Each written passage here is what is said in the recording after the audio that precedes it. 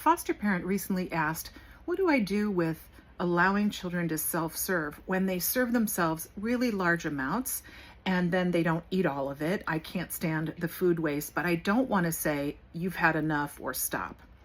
It's a really great question, and food waste can be really problematic. It's expensive, and that may just be a value that you have to not waste food. There will be a little bit of waste in general if we allow children to decide how much to eat. So that is something to get used to. But I understand that throwing out large amounts of food because a child doesn't want to eat it is problematic. So here are a few ideas. One is you have a standard kind of scooping spoon or whatever you use to serve the food, and you can say, start with that, and you can always have more. Start with one scoop, and you can always have more. So instead of saying that's enough, it's permission, it's offering them an option, and that may take care of it for you.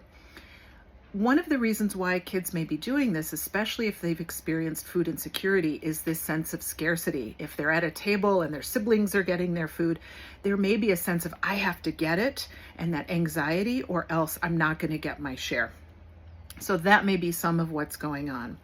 If you think that also that that's going on, it's perfectly okay to serve food to children. You don't have to do anything. You don't have to let kids self-serve if it's not working for them. And it could be that scarcity mindset where they get anxious and take more. Maybe they have gross motor or fine motor delays or differences with executive functioning, so it's hard for them to think through the process. And then meanwhile, their siblings had seconds and they haven't really even finished serving themselves first. So that can cause anxiety.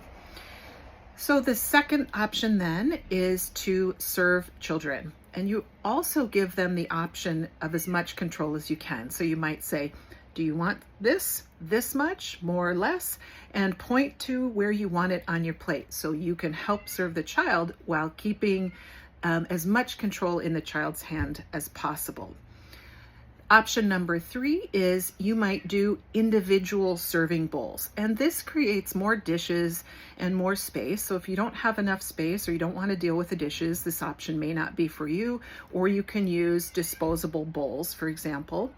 And this kind of thing often happens with like the high interest food. So maybe it's the taco meat, or it's the cornbread, or the mashed potatoes.